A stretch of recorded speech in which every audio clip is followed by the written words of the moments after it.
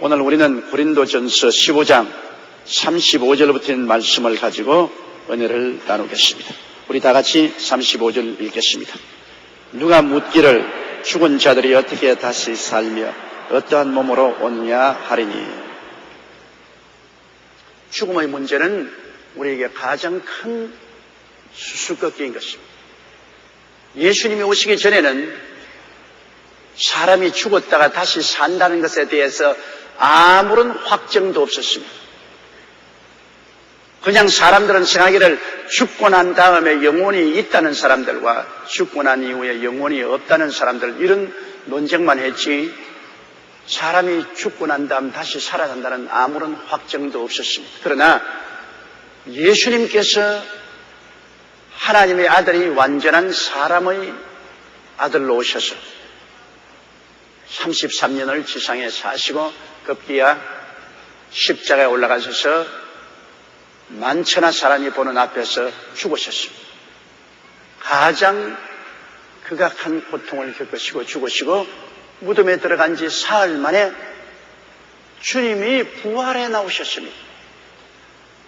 그 부활한 것 어떻게 하느냐? 예수님의 부활한 사건보다 더 철저히 증명된 사실은 없습니다. 근데 예수님께서 죽은 지 사흘 만에 부활하사 공포에 떨며 다 도망치던 제자들에게 40일 동안 나타나셨습니다. 여러분, 예수님의 제자들이 실제로 예수님이 죽고 부활하지 못한 것을 부활했다는 거짓말을 하고 목숨을 바쳐서 모두 다 순교할 수 있다고 생각합니까? 사람은 진실을 위해서는 목숨을 버리지만은 거짓을 위해서는 목숨을 버리지 않습니다. 예수님의 12 제자들이 다 순교를 당했다. 다 자기가 예수께서 죽었다가 부활했다는 그 증거를 확증하기 위해서 피를 흘렸다. 이거 어마어마한 일인 것입니다. 사람이 목숨보다 더 중요한 것이 되어 있습니다. 그러나 목숨 내놓고 예수 그리스도의 부활은 참이라고 증거했습니다. 번연히 예수님이 부활하지 않은 것을 알면서도 거짓말로 약속해서 목숨을 내놓을 자는 없습니다. 그리고 그렇게 겁쟁이던 제자들이 오순절날 예수님이 약속하신 대로 하늘에 오르사 보좌 우편에 앉으셔서 성령을 부어주시기 때문에 그들이 성령으로 충만함을 받고 다른 방언으로 말하기 시작한 이후로부터 시작해서 모두 다 놀라운 용사들이 됐습니다. 그 겁 많던 제자들이 모두 다 놀라운 용사들이 됐습니다. 로마의 정부까지라도 그들을 막을 수 없는 용사들이 되었습니다. 온 천하에 되는 만민에게 복음을 전했습니다. 이 어마어마한 사건이 어떻게 일어납니까? 그것은 예수님이 성천하셔서 보좌 우편에 앉으셔서 약속하신 대로 아버지의 약속한 것을 기다리라고 했는데 주님이 하나님께 성령을 받아서 제자들에게 보고 듣는 대로 부어주시기 때문인 것입니다. 2000년의 세월 동안에 수많은 핍박을 통하고 고난을 통하면서도 교회는 망하지 않았습니다. 나라는 일어났다 망하고 일어났다 망했지만 교회는 2000년 동안 면면이 온 세계에 뿌리를 내리고 성장 발전했습니다. 부활하신 예수님이 교회와 같이 계시기 때문에 교회가 성장하고 발전한 것입니다. 그러므로 사람이 죽고 난 다음 다시 살 수 있을까요? 다른 이론할 것 없습니다. 사람이신 예수께서 우리를 대표하여 죽으셨다가 사람으로서 부활하시기 때문에 우리는 그리스도와 하나 되었으므로 예수님 함께 죽고 함께 장사년마 되고 함께 부활해서 함께 승천할 것입니다. 예수께서 우리의 증거가 되는 것입니다. 그러므로 내가 과연 죽었다가 살 것이냐, 그런 질문을 우리가 인간적인 이성이나 경험을 가지고 절대로 설명할 수 없습니다. 죽었다가 살아난 문제는 우리의 대표이신 예수 그리스도를 통해서만이 우리는 확정 지을 수 있습니다. 그리고 내가 이 예수를 구주로 모셨으면 예수와 함께 되는 것입니다. 함께 죽고 함께 장사된 바 되고 함께 부활해서 함께 승천하는 것입니다. 그러므로 우리는 반드시 죽고 난 다음 부활이 있습니다. 우리의 부활은 예수님이 주께서 오림과 천사장의 고함과 하나님의 나팔로 쫓아 하늘에서 강림하신 공중에서 주님께서 우리를 다 불러일으킬 때 그리스도에게 죽은 자들이 다 부활의 몸을 얻고 살아남은 자들은 변화되어 공중에서 주를 영접하게 되는 것이 제1차 부활인 것입니다. 첫째 부활이요. 둘째 부활은 천년왕국이 지나고 난 다음에 하나님께서 백보자를 배설하고 물은 남녀하고 예수 믿지 않고 죽은 모든 사람들을 다 부활시키는 것입니다. 그리고 생명책 펼쳐놓고 생명책에 기록하지 않은 것을 확인하고 난 다음에 그 모두를 다 마귀와 그 사자와 함께 불과 여왕으로 타는 못에 참여하겠습니다. 이 둘째 부활입니다. 첫째 부활에 참석하는 사람은 정말 복된 사람이지만은 둘째 심판을 받기 위해서 주님의 백보자 심판대 앞에서 부활에 서는 사람들은 영원한 절망입니다. 무덤에 들은 사람들이 다 하나님의 아들의 소리를 들을 때가 온다고 예수께서 말했습니다. 믿는 자는 생명의 부활로, 믿지 않는 자는 영원한 심판의 부활로 살아납니다. 그러므로 사람은 여러분 지금 다 죽더라도 예수 믿는 사람들도 부활하고 믿지 않은 사람들도 부활합니다. 예수 믿는 사람은 천년왕국 전에 부활했어서 천국에 들어가고 예수 믿지 않은 사람은 천년왕국 이후에 백보자 심판을 받기 위해서 부활해서 심판받고 불과 유황으로 타는 못에 던져버립니다.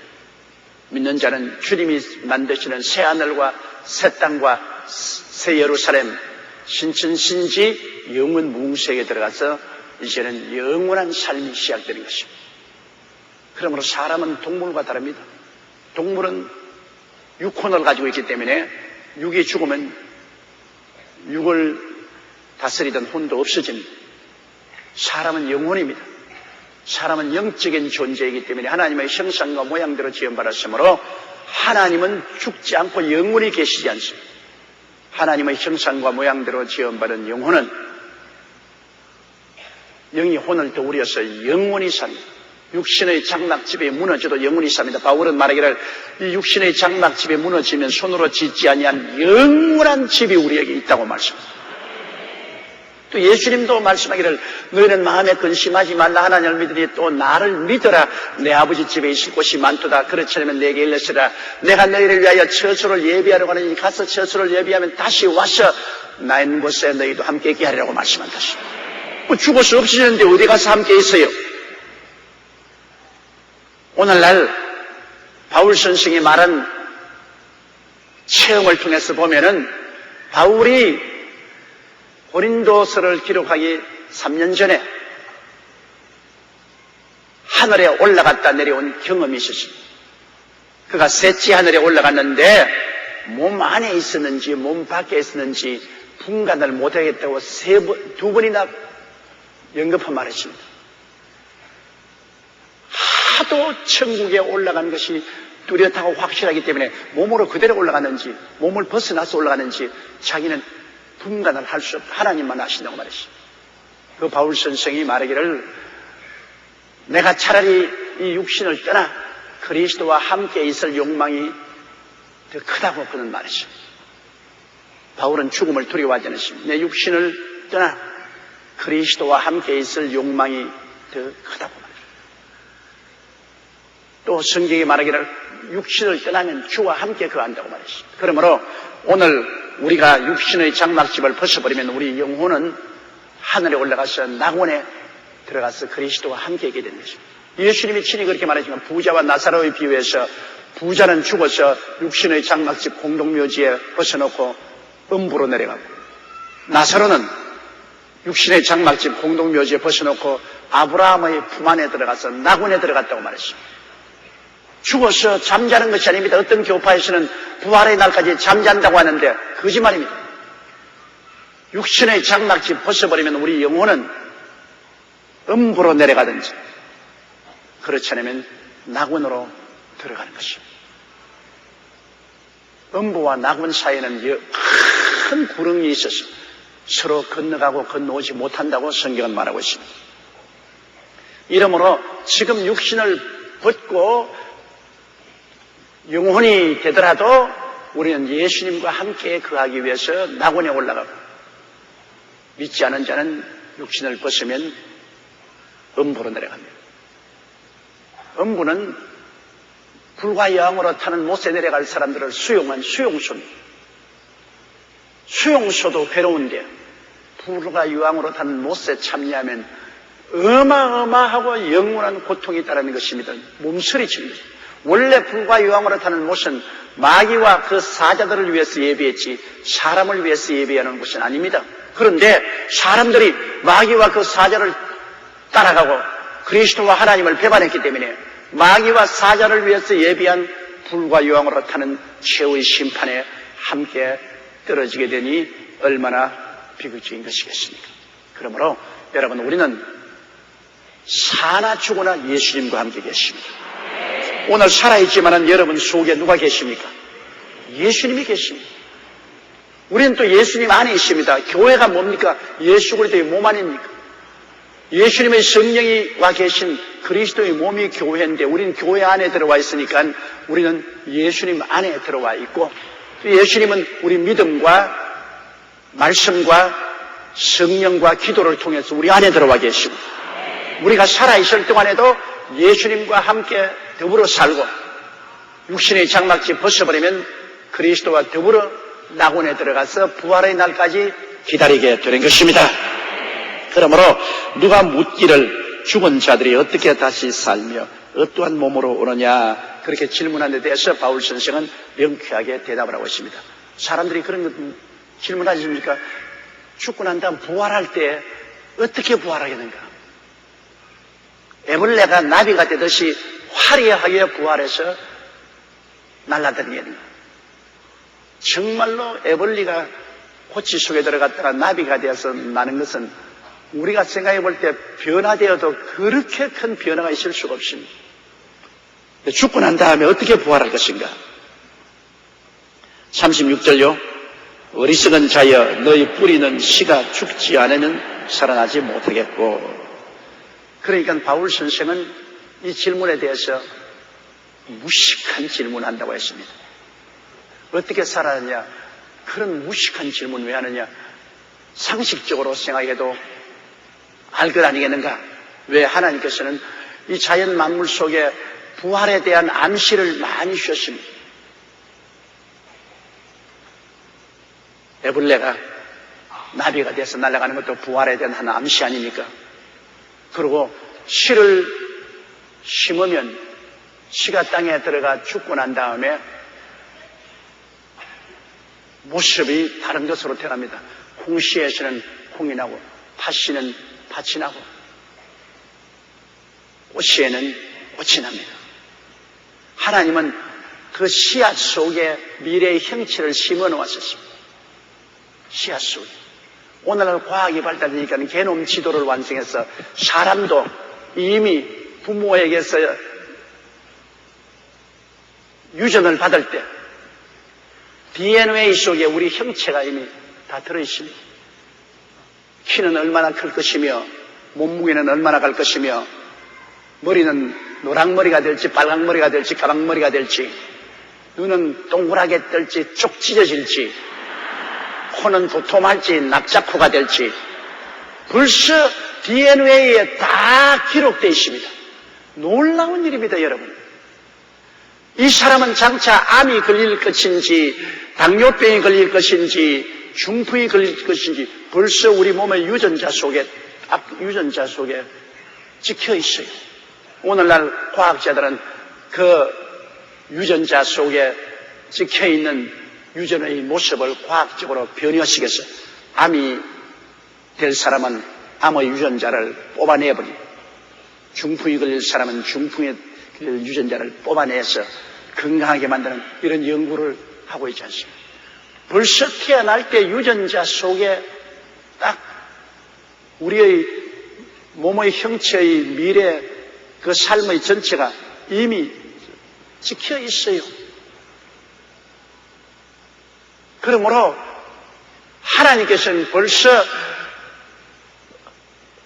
어머니의 난자에 아버지의 정자가 들어갈 때 이루어진 세포 속에 유전자 속에 장차 어떻게 될 청사진을 딱 그때 집어넣는 것입니다. 하나님이 그렇게 집어넣는. 그러면 생이라는 것은 거기에서 그 유전자의 정보에 따라서 세포 분열이 일어나는 거예요.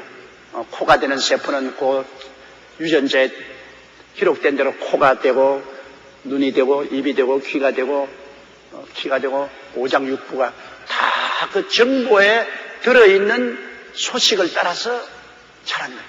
딱 설계도 보고 자, 넌 요렇게 요대로 자라. 너 크면 안 돼.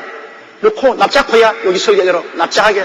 요 눈 동그란 눈이야. 동그랗게 자라. 요거는 너 찢어진 눈이야. 찢어지게 자라.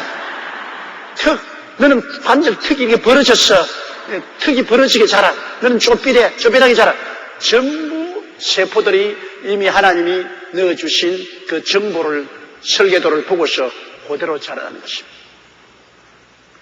그러므로 바울 선생이 말한 것은 씨앗도 한 가지라는 거죠.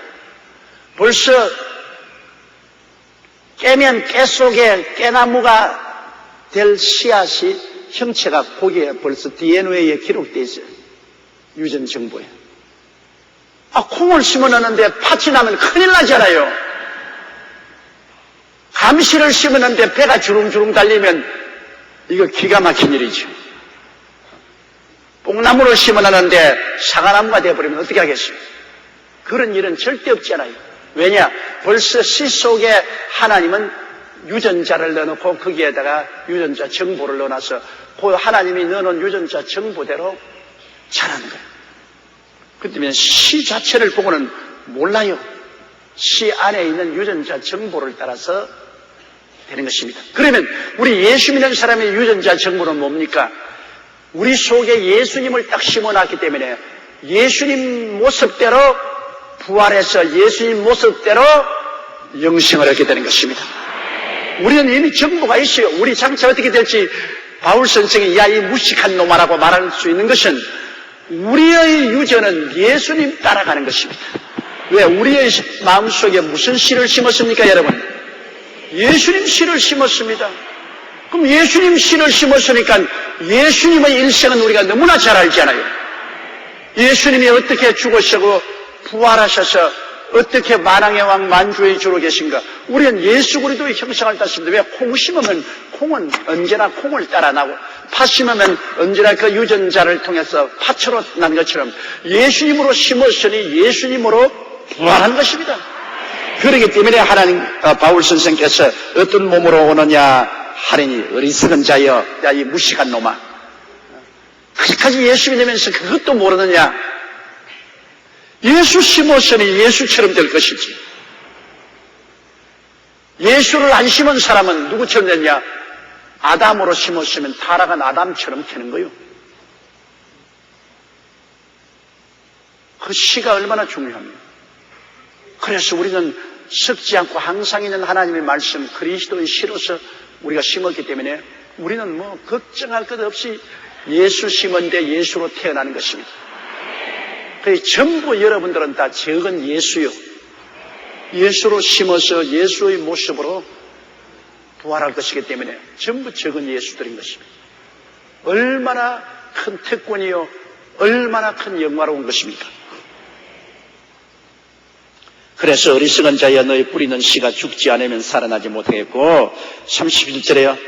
또 너희 뿌리는 것은 장래의 형체를 뿌리는 것이 아니요 다만 밀이나 다른 것의 알갱이 뿐이라. 그렇잖아요. 우리가 씨를 뿌릴 때 감나무를 뿌리는 것도 아니고 포도나무를 뿌리는 것도 아니고 뭐 참나무를 뿌리는 것도 아니잖아요. 그 씨를 뿌리는 거지. 그 안에 형체가 정보로서 들어있을 따름이지 씨를 알갱이를 뿌리지 형체를 뿌리지 않습니다. 그러므로 우리가 지금 예수님의 형체를 예수님의 시를 받았는데 예수님의 모습을 우리에게 지금 준 건 아니잖아요. 예수님의 시를 가지고 시 안에 그 정보가 다 들어있으면 장차 우리가 어떻게 될까요? 장차 예수님 모습대로 우리가 변화될 정보를 예수님의 믿음의 씨앗 속에 다 들어있어요. 그 장차 모습은 지금 안 보여요. 장차 어떻게 될지 안 보여요. 그러나 우리가 죽으면 이 씨가 팍 피어나는 것입니다. 하늘의 밀이 땅이 돼 죽으면 나무가 새나잖아요.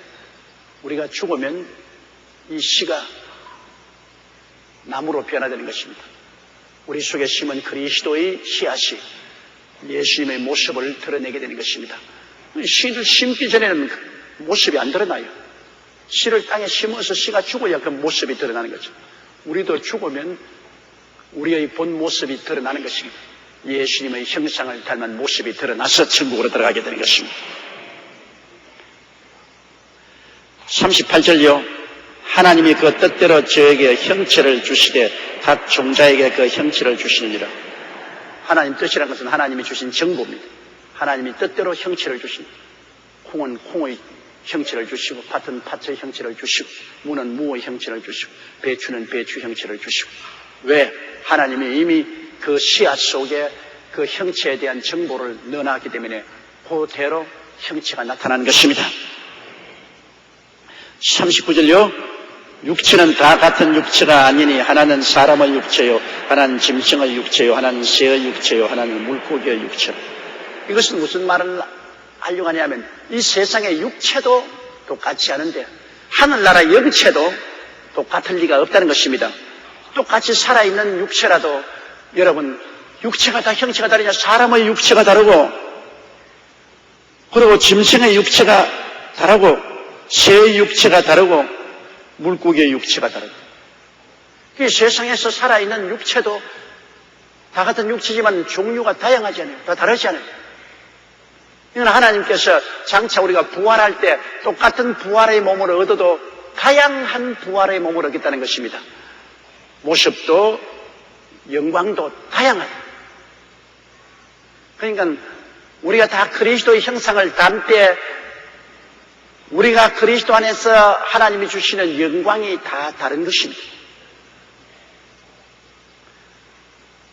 똑같은 쌍둥이도 여러분 옷을 달리 입혀보십시오. 옷이 날개라고 다른 사람으로 보입니다. 똑같은 일란성 쌍둥이라도 한 쌍둥이는 화장을 짙게 해서 눈썹을 짙게 그리고 아주 얼굴에 화장을 짙게 하고 한 쌍둥이는 전혀 화장 안 하고 한 쌍둥이는 옷을 화려하게 입히고 한 쌍둥이는 허술한 옷을 입혀놓고 둘을 세워놓으면 완전히 다른 사람이죠. 똑같은 일란성 쌍둥이도 어떻게 화장을 하느냐, 어떻게 옷을 입느냐에 대해서 다릅니다. 똑같은 그리스도의 형상을 닮아가더라도 어떠한 하나님의 영광을 우리가 옷 입는가에 따라서 천양지차가 있게 되는 것입니다. 천양지차가 있게 돼요. 사람이 화장을 하면 확 다르다고요. 여러분 제가 달라 안 보여요? 저도 화장하고 나온다고요. 아마 남자치고 배운해놓고 저만큼 늘 화장을 해야 되는 사람이 없을 것입니다. 왜냐, 저는 대중 앞에 서기 때문에 할 수 없이 화장통을 온 세계로 들고 다녀야죠. 그래서 다른 사람 화장해 줄 사람이 없으니까 내가 그걸 보고 내가 하지. 잘은 못하지만 상당히 전문가가 되었어요. 그처럼 제가 화장을 안 하면 아유 텔레비에 나오는 얼굴을 보면 오만 까만 점 다 보이고 주름살 다 보이고 말이 아니에요. 나 화장을 딱 하고 나면 텔레비에 나오면 아주 허여멀건 신사같이 보여요. 그 텔레비 보고 속지 마세요. 텔레비에서 본 조용기하고 실제하고는 상당히 틀린다고. 텔레비는 미남이라도 실제는 미남이 아닙니다. 까만 점도 많고 주름살도 많이 지고 피부도 늙었고 그러나 화장이 사람을 변하게 보이도록 만드는 것입니다. 이처럼 하나님의 영광이 임하면 우리들은 다양하게 달라지게 되는 것입니다. 그렇기 때문에 똑같은 육체라도 사람의 육체 다르고 짐승의 육체 다르고 새의 육체 다르고 물고기의 육체가 다른 것처럼 40절요. 하늘에 속한 형체도 있고 땅에 속한 형체도 있으나 하늘에 속한 자의 영광이 따로 있고 땅에 속한 자의 영광이 따로 있고 세상의 형체가 사람의 형체, 짐승의 형체, 새의 형체, 물고기의 형체가 있는 것처럼 하늘의 형체도 그와 같이 다양한. 그리고 하늘에 올라가면 영광이 땅에 속한 자의 영광이 따로 있는 것처럼 하늘에 속한 자의 영광도 따로 있다. 땅에 있는 사람도 그렇지 않습니까? 땅에 있는 사람도 이 세상에 그 사람 보면 대개 그 사람이 사회의 하층 계급인지 중산층인지 상류층인지 얼굴만 쳐다보다 알 수 있어요. 저는 하도 사람을 많이 만나기 때문에 들어오면 아이고 저분은 가난한 사람이구나. 저분은 교육을 많이 받은 사람이구나. 교육을 많이 받으면 얼굴 색깔이 달라지고 눈빛깔이 달라집니다. 교육을 많이 못 받은 사람은 얼굴 색깔이 두껍고 눈에 총기가 덜해요. 여러분 확실히 교육이 사람의 얼굴 빛깔과 눈빛깔도 다르게 만듭니다. 그리고 사회 계층에 따라서 저 사람이 고생하고 사는지 편안하게 사는지 그건 손만 봐도 알잖아요. 모든 사회 계층에 따라서 사람의 모습이 달라집니다. 환경이 달라집니다. 그 영광의 광채가 다르다. 어려운 데 사는 사람의 영광과 중산층의 영광과 상류층의 영광과 그 모습이 다른 것처럼 하늘나라에도 영광이 다 다르다는 것입니다. 하늘나라에도 영광의 광채가 다르다.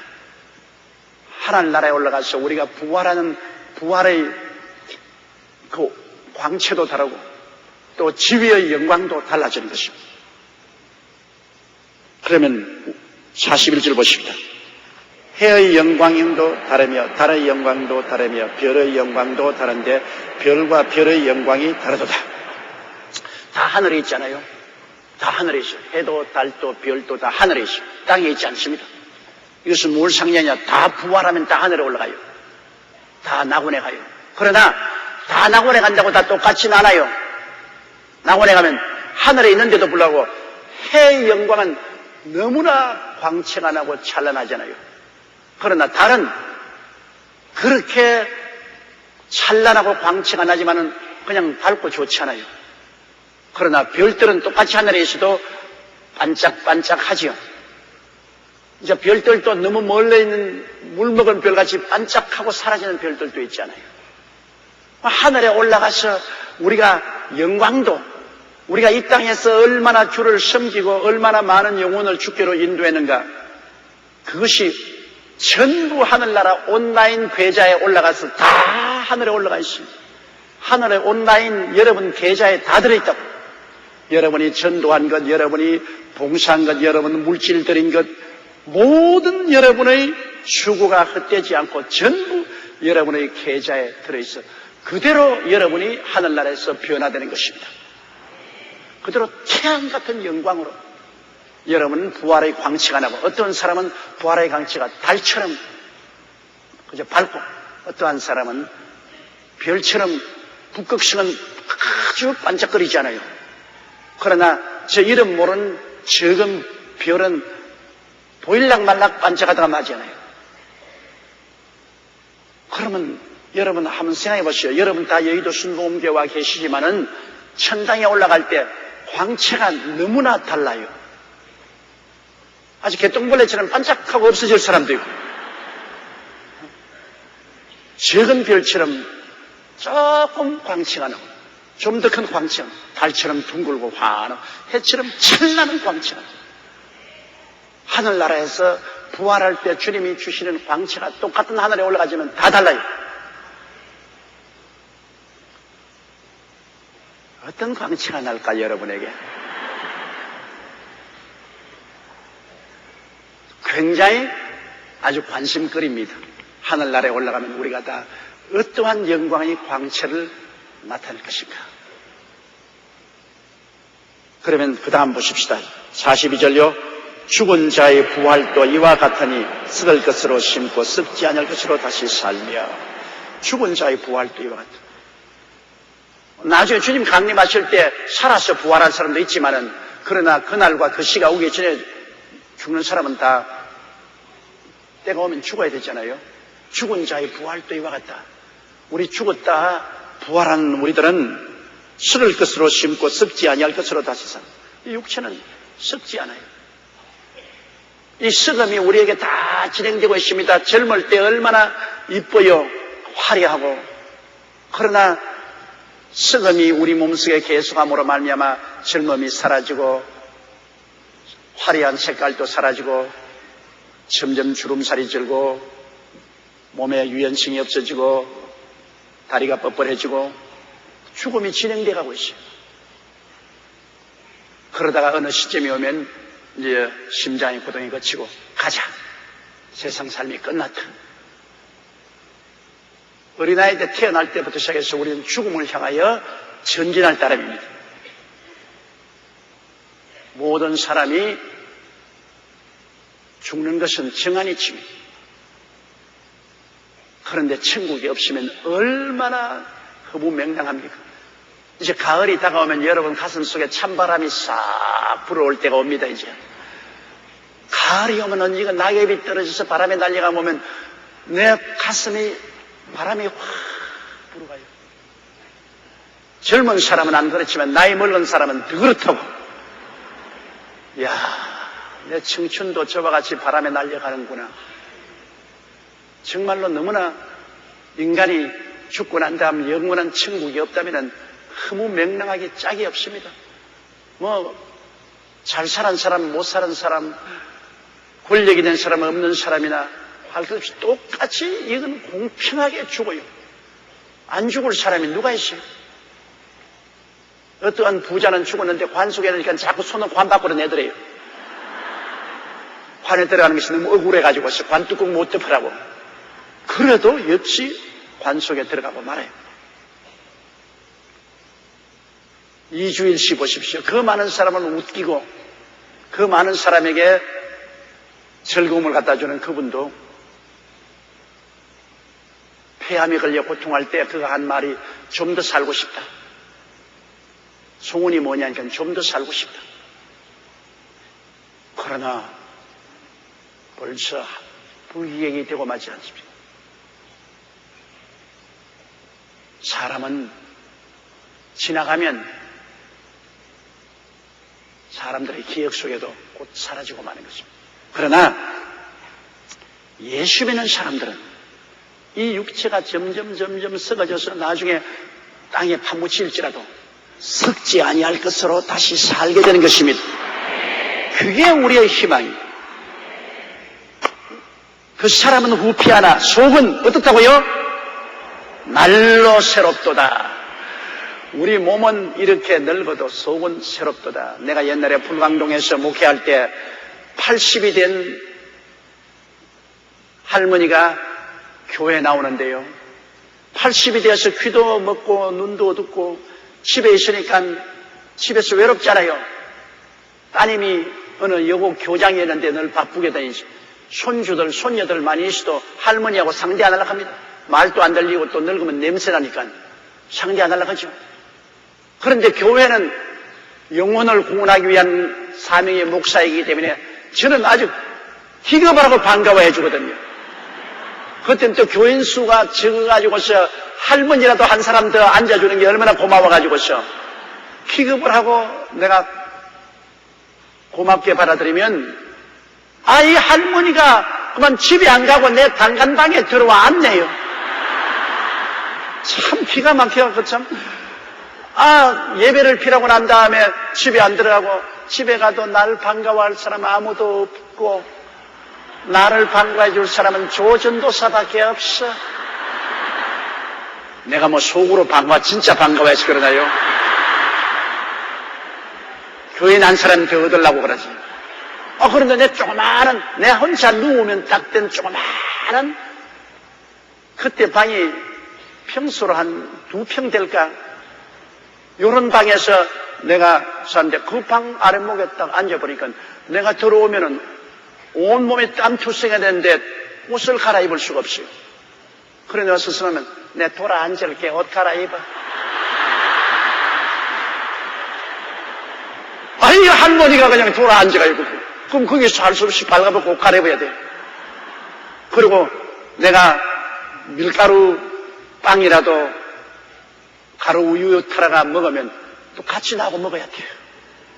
그런데 내가 그 할머니 기억에 절대로 잊어지지 않겠어. 하루는 내가 앉아서 공부를 하고 있는데 이 밥상을 놓고 저기 공부를 하는데 그 옆에 앉아서 쪼그리고 앉아서 있다가 날 보고 저전도사 그래요. 그래서 왜요 할머니? 안경 너머로 이렇게 하면서 나 늙었다고 싫지. 뭐가 싫어요? 하나님 믿는 백성들로서 얼마나 좋습니까? 손을 이렇게 하고 이렇게 나 몸은 늙어도 마음은 청춘이야.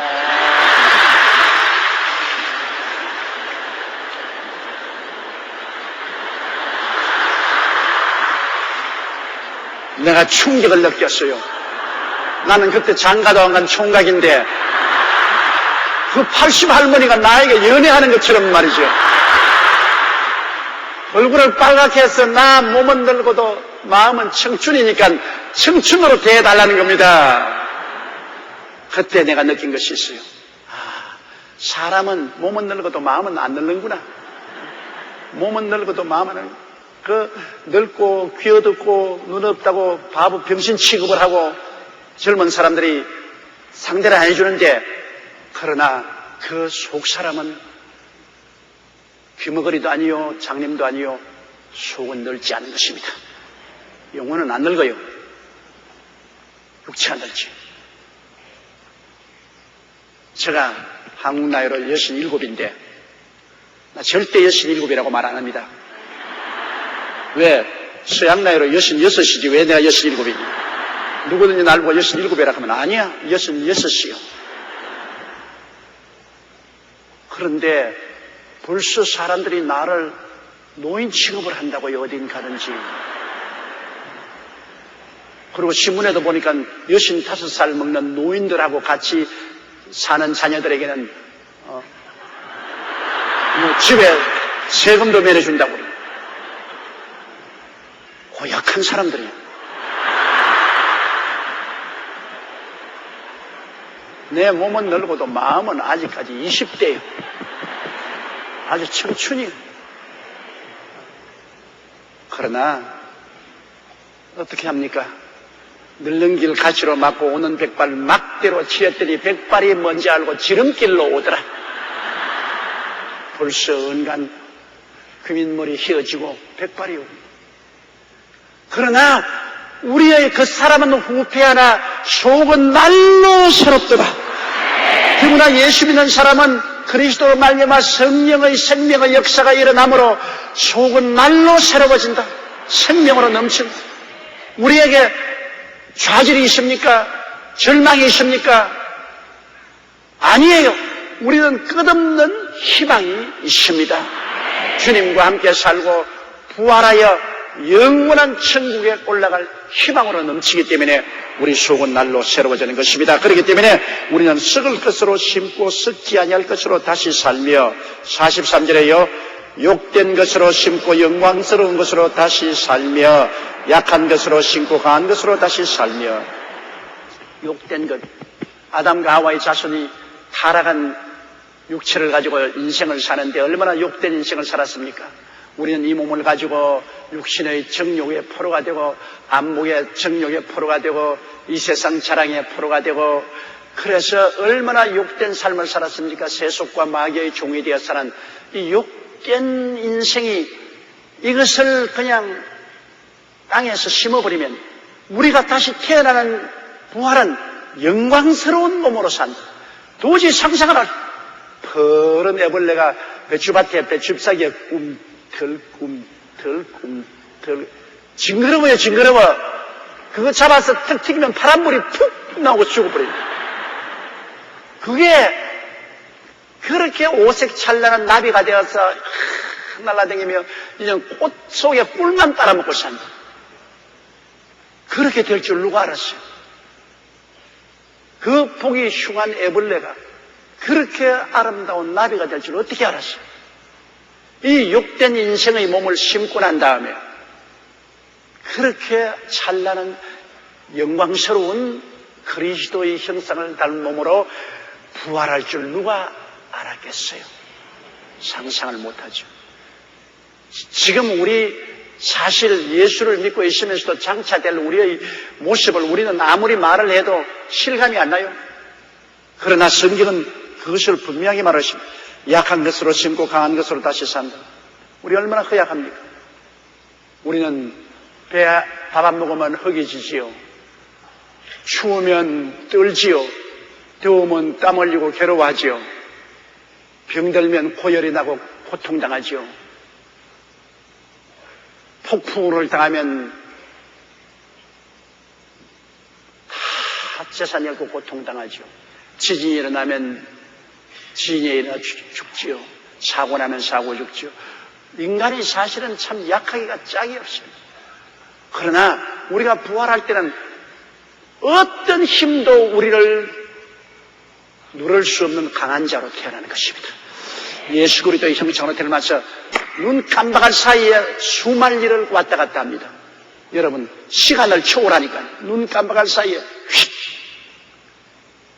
그러므로 나중에 우리가 부활하면 우주에 시간관념이 없습니다.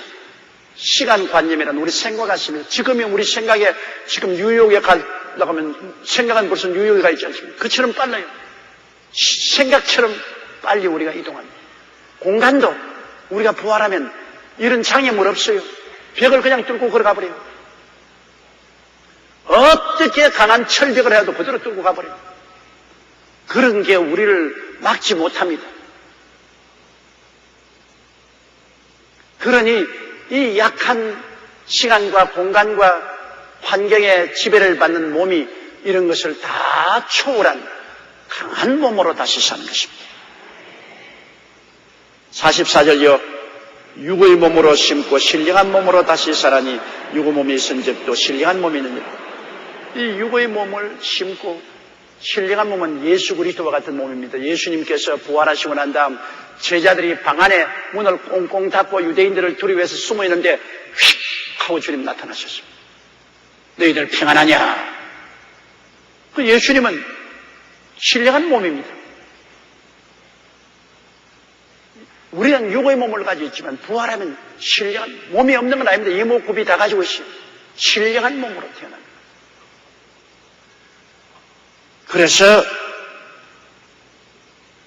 우리는 모두 다 신령한 하나님의 자녀들로 하늘에 살게 되는 것입니다. 신령한 몸은 죽지 않잖아요. 육의 몸은 늙어도 신령한 몸은 늙지를 않고 나이를 먹지 않기 때문에 영원히 예수 그리스도의 모습으로 33세 그리스도의 모습으로 우리가 살게 된 것입니다. 육의 몸이 있은 적 신령한 몸이 있다. 짐승들은 육의 몸이 있어도 신령한 몸은 없어요. 그러나 우리는 육의 몸이 있은 적 우리 속에 신령한 몸이 이미 있습니다. 여러분 속 사람은 신령한 사람입니다. 신령한 사람이 육의 몸을 지금 입고 있는 것입니다. 45절요. 기록된 바 첫사람 아담은 산영이 되었다는 것 같이 마지막 아담은 살려주는 영이 되었나니. 첫 아담은 하나님이 흙으로 사람을 지으시고 루악 하나님이 생깁니다. 생기를 불어넣으니 생명이 되었습니다. 살아있는 인간이 되었습니다. 이 사람은 하나님이 흙으로 지으시고 하나님의 기운을 불어넣습니다. 이 짐승들은 그냥 하나님이 흙으로 지었어요. 흙으로 지어서 말씀으로 살아났지만은 우리는 하나님의 생명을 직접 불어넣었어요. 직접 하나님의 생명을 바라기 때문에 하나님의 자녀가 되는 것입니다. 그래서 아담은 하나님께서 생기를 불어넣어서 생명이 되었지만은 그러나 타락해 가지고서 모두 다 오늘날 그 생명이 죽었지 않습니까? 하나님과 교통이 끊어지고 죽었지만은 예수님은 살려주는 영이 되었습니다. 예수님이 죽었다가 부활하셔서 우리에게 들어오면, 예수님이 들어오면 전부 우리를 살려놔요. 예수님은 살려주는 영. 아담은 우리에게 생명을, 육체의 생명을 전달했지만은 예수님은 영적으로 살려주는 생명의 원천이 된 것입니다. 그러므로 아담은 육체의 인류의 조상이지만은 예수 그리스도는 영적 인류의 조상인 것입니다. 신인류입니다. 여러분, 안 믿는 사람은 구인류요. 구인류요. 예수 믿는 사람은 신인류인 것입니다. 새로운 인류입니다. 왜? 살려주는 영인 예수 그리스도를 모셔서 속사람이 살아난 사람이기 때문에, 육체를 입고 살아있는 속사람이기 때문에 신인류죠. 예수 믿는 사람은 육체만 살아있고 영은 죽어 있습니다. 영은 하나님과의 교통이 끊어져서 죽어 있기 때문에 구인류죠. 그러나 우리는 영이 살아난 신인류가 되어버린 것입니다. 옆에 있는 사람에게 당신은 신인류입니다. 그렇게 말씀합니다. 신인류는 하나님이 아버지가 되시고, 예수님이 구주가 되시고, 성령이 보혜사가 되시고, 천사들이 보호자가 되시고, 신인류는 떡으로만 살지 않습니다. 하나님이 보러 나오는 말씀으로 사는 것입니다.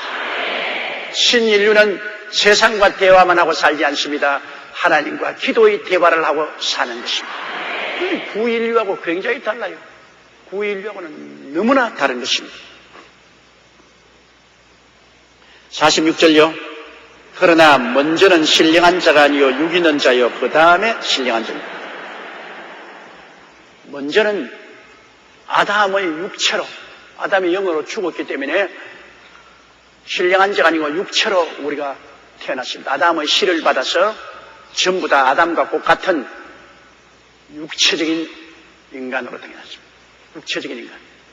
그러나 그 다음에 우리가 예수님을 모셔드림으로 이제는 육체적인 인간이 신령한 사람으로 변화된 것입니다. 육체적인 인간이 신령한 사람으로. 따라 말씀해. 나는 예수님 믿고 신령한 사람이 되었습니다. 당신이 신령한 사람이냐? 어떻게 하느냐? 그것은 신령한 사람이기 때문에 신령한 말씀을 사모합니다. 예수 안 믿는 사람은 성경 사모 안 해요. 신령한 사람이기 때문에 신령한 양식을 사모합니다. 신령한 사람이기 때문에 신령한 생수인 성령을 사모합니다. 신령한 사람은 신령한 세계와 교통합니다. 찬미와 기도로 교통하니까 육의 사람하고 너무나 다르지 않습니까? 육의 사람은 그냥 세상 양식만 먹고, 육의 사람은 세상 물만 마시고 세상 사람과 교제하지만 우리는 완전히 사는 방식이 전혀 다른 것입니다. 46절요. 첫 사람은 땅에서 났으나 흙에 속한 자이거니와 둘째 사람은 하늘에서 나셨느니라. 첫 사람은 땅에서 흙으로 만들어서 땅에서 난 사람인데, 둘째 사람 예수 그리스도는 땅에서 안 났잖아요. 성령으로 잉태되어 났잖아요. 하늘에서 오셨죠. 처음 사람 아담은 땅에서 흙으로 지어서 하나님이 생기를 내어주어서 생명이 됐지만, 둘째 사람 예수님은 하늘에서 성령으로 잉태되어 오셨습니다. 오리지널이 하늘에서. 아담은 오리지널이 땅에서, 예수님은 오리지널이 하늘에서 오셨습니다. 48절요.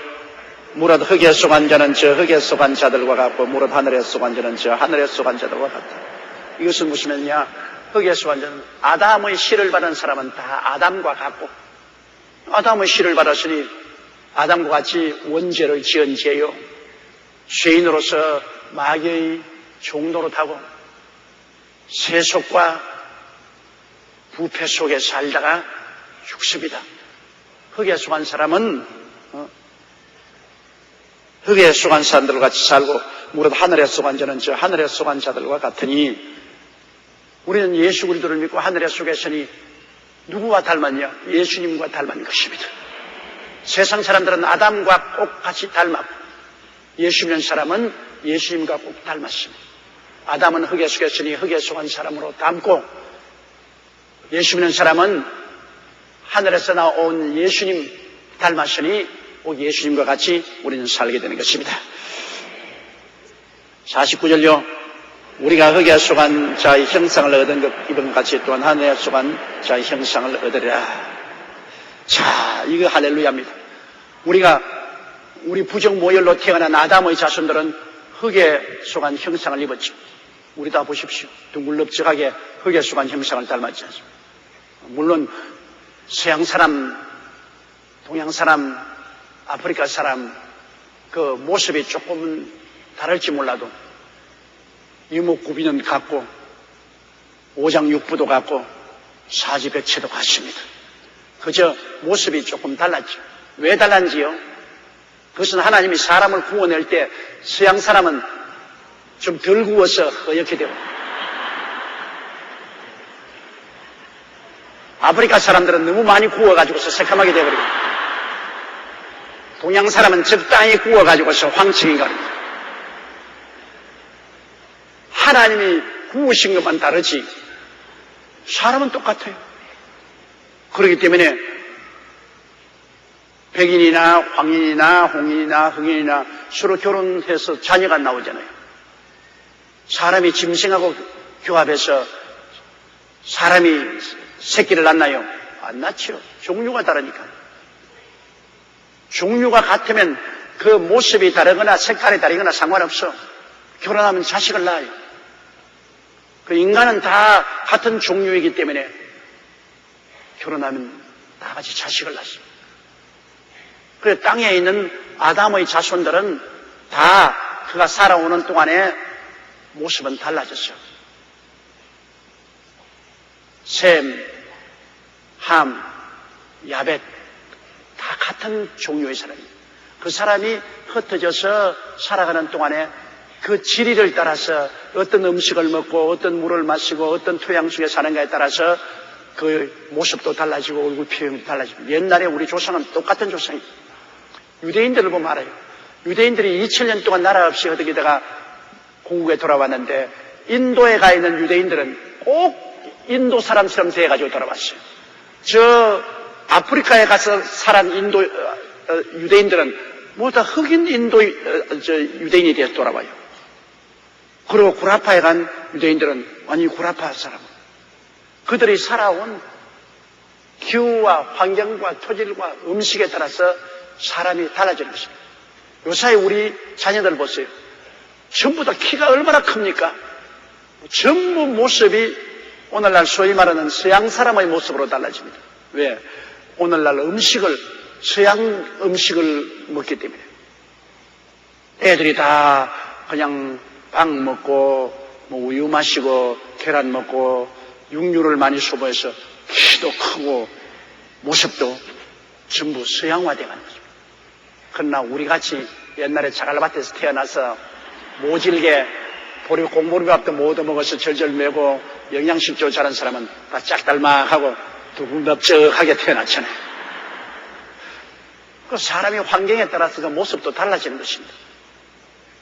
그러나 누구를 불구하고 사람은 모두 다 흙에 속한 자의 형상을 입고 삽니다. 그러므로 흙으로 돌아가죠. 그러나 예수 믿는 사람은 하늘에 속한 자의 형상을 다 갖고 있는 것입니다. 하늘에 속한 자 예수 그리스도의 형상을 닮은 것입니다.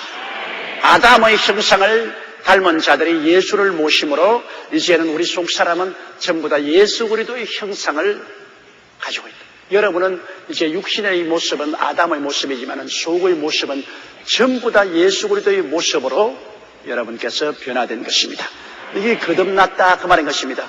예수를 믿음으로 죽은 영혼이 살아나서 그리스도의 모습을 닮았으니 거듭난 것입니다. 새로 태어난 것입니다. 육신으로는 우리가 세상에 살지만은 속으로는 우리는 천국에 살고 있는 것입니다. 육신은 세상과 교제하지만은 우리 속 사람은 끊임없이 천국 양식을 먹고 천국과 교제합니다. 우리는 두 세계 속에서 살고 있습니다. 육신의 세계 속에도 살고 있고 신령한 세계 속에도 살고 있는 것입니다. 마귀는 육신의 세계를 통해서 우리를 자꾸 유혹해서 넘어뜨리나 우리는 신령한 세계 속에서 사는 영적인 삶이 점점 자라고 힘을 얻어서 육신의 세계를 늘 정복하고 이기고 살아야만 되는 것입니다. 여러분의 속 사람을 항상 강하게 성장시켜야 됩니다.